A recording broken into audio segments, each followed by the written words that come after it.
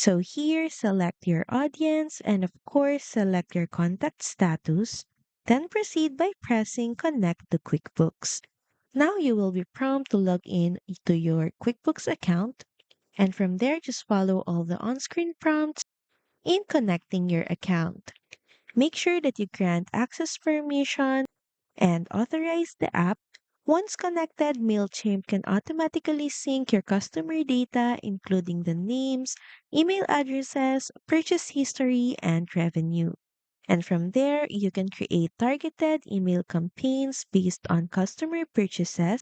You can also segment customers by spending behavior, send automated follow ups after invoices are paid, and you can also track campaign revenue inside MailChimp.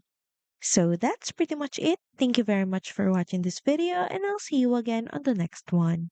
Bye!